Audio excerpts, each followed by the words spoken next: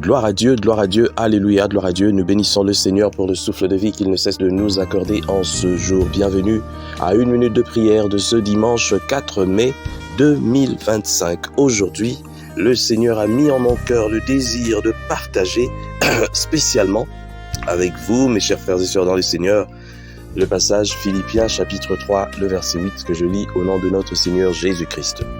Je regarde toute chose comme une perte à cause de l'excellence de la connaissance de Jésus-Christ, mon Seigneur, pour lequel j'ai renoncé à tout. Et je les regarde comme de la boue afin de gagner Christ. Alléluia. Alors, celui qui parle ainsi est un homme qui possède Christ, bien sûr, l'apôtre Paul. Mais toute la plénitude et l'ampleur de cette connaissance ne lui sont pas encore révélées, pourtant. Cependant, il estime que les choses qu'il ambitionnait autrefois sont sans valeur aucune comparées à cette connaissance divine à laquelle il aspire. Peut-être n'avez-vous jusqu'ici d'autres ambitions que de rester tranquillement chez vous, dans le confort, mais le Seigneur ressuscité désire vous conduire plus loin. Vous avez pensé que ce que vous aviez reçu suffisait. Vous avez sincèrement cru être agréable au Seigneur. Mais le Seigneur ressuscité veut vous montrer que ce qui était suffisant autrefois n'est plus adapté aux besoins d'aujourd'hui ni aux besoins de demain. Le salut d'une seule âme est plus important que le maintien de vos aises, de votre popularité ou de vos intérêts propres. L'apôtre Paul était prêt à tout, à braver le danger, tout simplement pour gagner des âmes à Christ.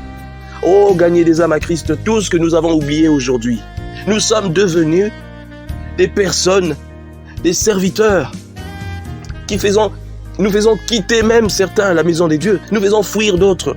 Ça ne donne même plus envie de devenir enfant de Dieu, parce que lorsqu'on regarde votre vie, on ne voit pas ce qui peut attirer.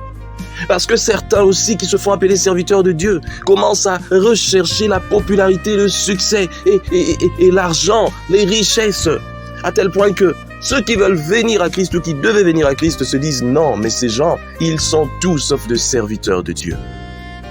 Regarde dans la façon dont tu sers Dieu.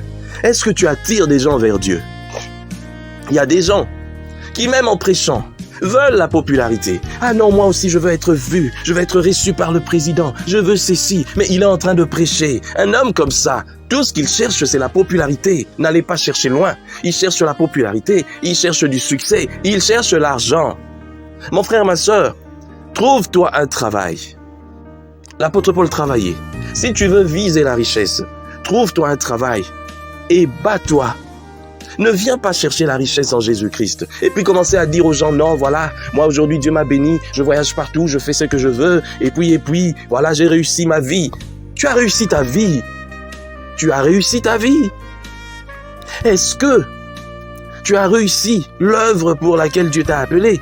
Ah oui, j'ai eu une grande église, mais combien dans ton église sont venus à Christ par toi, par ta prédication? Combien? Ce sont des gens qui viennent de l'église X, A, B, C, D, M.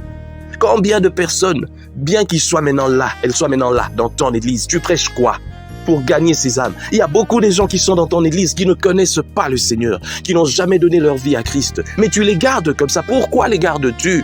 Prêche la parole, qu'ils se convertissent. Un pays comme la RDC, une capitale comme Kinshasa, où on voit des églises partout dans tous les coins, mais les choses ne changent pas. Ça veut dire que les gens ne sont pas réellement convertis. Ça veut dire que les gens que vous considérez comme des chrétiens ne le sont pas encore pour la plupart. Et il faut prêcher. Et c'est que j'ai toujours dit. Il y a des églises qui comptent 20, 30, 50, 60, 100 membres, qui sont plus vivantes que les églises qui ont 30 000 membres. N'enviez pas ces églises-là. Ceux-là qui tiennent ces églises seront jugés sévèrement. Parce que la plupart ne cherchent que la richesse. 30 000 personnes égale beaucoup de dîmes, égale beaucoup d'offrandes. Mais tu prêches quoi?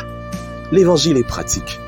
Ce n'est pas théorique pour garder des gens dans l'asservissement.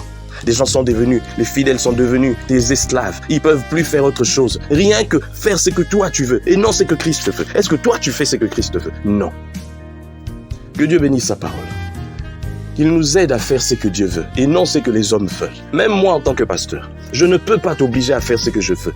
À moins que ce soit Dieu lui-même qui me dise de te dire de faire cette chose. Mais que tu sois inspiré par le Saint-Esprit pour faire ce qui plaît à Dieu et non ce qui me plaît à moi. Soyons tous bénis en ce dimanche. Au nom de Jésus-Christ. Amen.